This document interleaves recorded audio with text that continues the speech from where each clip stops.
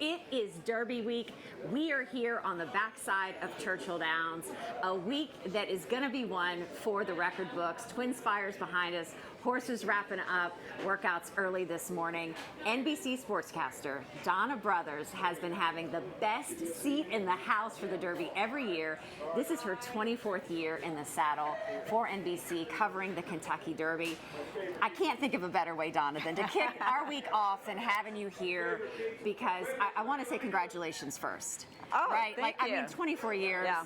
What you do, I feel like, has always been those moments that we see you out there, and it's our moment in the Derby we wait for. You know, it's funny because I heard somebody talking the other day about all the ways that they've experienced the Derby, and on the backside and the clubhouse and the paddock, and they said that they've had every seat in the house, and I thought, no, they haven't. No, they haven't. There's one they haven't had. No, they haven't. You know, I mean, to be, you know, to catch the winning jockey as they cross the finish line, I've always wondered, how do you get to them in time?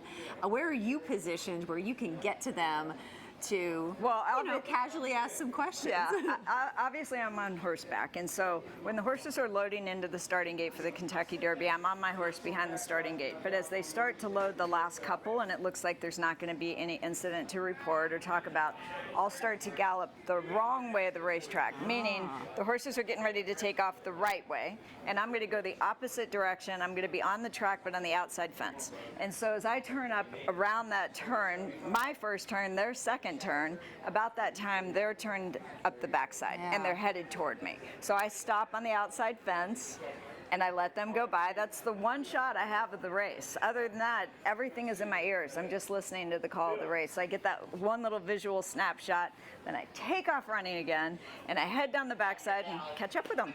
Like the jockeys are finding their way to get to the finish line, you got to wait for your hole too to kind of my scramble. finish line is a little different area. It is a little different. The things that are probably happening behind the scenes, and I can only imagine what is going into the sport, to the whole NBC production this year. Oh my right? gosh, I mean, there's so much. More hours than ever on the air.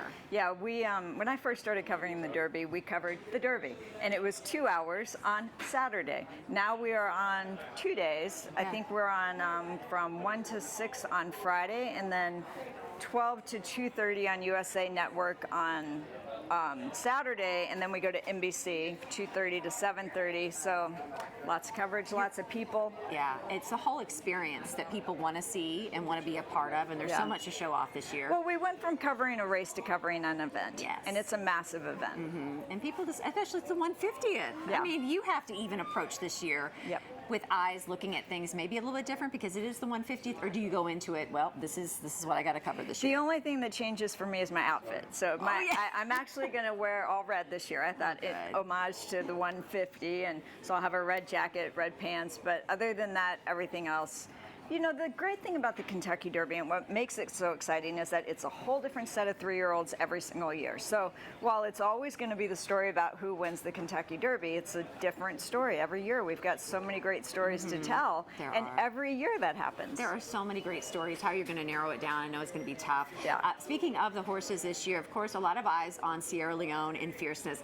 Anybody during workouts this week that you've kind of had your eye on that you're like, wait a minute, this could be one that may sneak up on us? Yeah, well, obviously I've had my eyes on those. And Sierra Leone, they paid $2.3 million. How can you not keep your eyes on that one? It's a very he's gorgeous, grand horse. Yeah, he's like got all the pieces in all the right places. He's beautiful.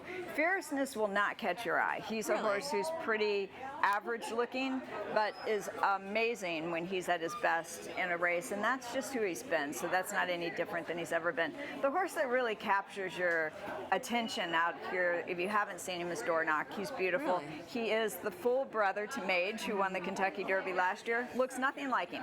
Mage was a chestnut, small horse, kind of looked like a pony, a lot like his sire, Good Magic. This horse, on the other hand, is by Big Brown, and he's got that Big Brown package that Big Brown had. But also I understand that the mare, the Dam, who's the mother of both the horse that won the Derby last year, Mage, and Dornock, Puka, is a big, beautiful bay mare. And so I think he takes after his mom. Right, and so that's one to watch too. A lot of eyes too on Forever Young. More and more we have horses that internationally are coming in. Could this be the year that we have a Japanese racehorse win? And we have 2 Japanese in this year, Forever Young and Tio password. Forever Young is going to be, he's 10 to 1 in the morning line. I think he'll get that down a bit more than that. He's 5 for 5, undefeated. He's won some amazing races and fairly effortlessly, but I think this is it's a tall order. Tough. Yeah, there's been 19 horses who've run in the UAE Derby, and this is in Dubai, and then come back and contested the Kentucky Derby, and so far they're over 19, and could this be the year? He's definitely the best horse Japan has brought, but I don't think it's the year. Well, I want to remind everybody about your book because this is a great read, Inside Track. If you have guests that are coming to the Derby, or maybe you enjoy the Derby and you want to understand a little bit more about, I feel like, the history, this is a really good way to kind of get into it and understand, because what you do on television so well and what you do in the book is that you make it understandable and relatable. You make us feel like we all have a seat at the table of horse racing. Thank you. And I think that's important. Well, there's also a glossary of terms in the back, and so helpful with the glossary of terms. I've looked through these. I'm like, well, Donna, I didn't know that. I didn't know that. I didn't know this. And I want to say that 100% of the proceeds go to Thoroughbred Aftercare. And thank you for all you do. Thank you. You've just raised a lot of awareness, not only for jockeys, for aftercare, for so many things. If you want to connect with Donna, her involvement in the race, and the many things that she does here in our community, get her book. Just visit DonnaBrothers.com. It's always good to see you. Good to see you, Claudia. Happy Derby. Happy Derby, everyone. Happy Derby, right.